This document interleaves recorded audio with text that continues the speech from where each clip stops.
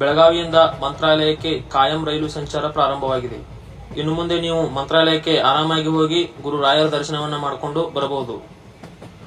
ಈ ರೈಲು ವಾರದಲ್ಲಿ 3 ದಿನ ಮಾತ್ರ ಇರುತ್ತದೆ. ಅದು ಪ್ರತಿ ಶುಕ್ರವಾರ, ಭಾನುವಾರ ಹಾಗೂ ಮಂಗಳವಾರ ಇರುತ್ತದೆ.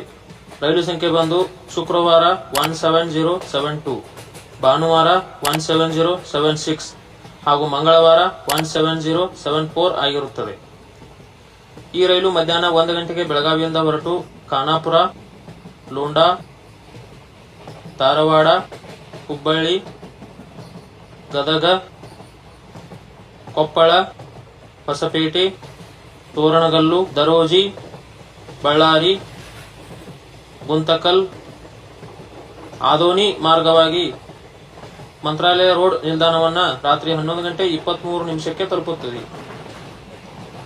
ಈ ರೈಲು ಒಟ್ಟು 492 ಕಿಲೋಮೀಟರ್ ಜರ್ನಿಯನ್ನ 10 ಗಂಟೆ 23 ನಿಮಿಷದಲ್ಲಿ ಪೂರ್ಣಗೊಳಿಸುತ್ತದೆ.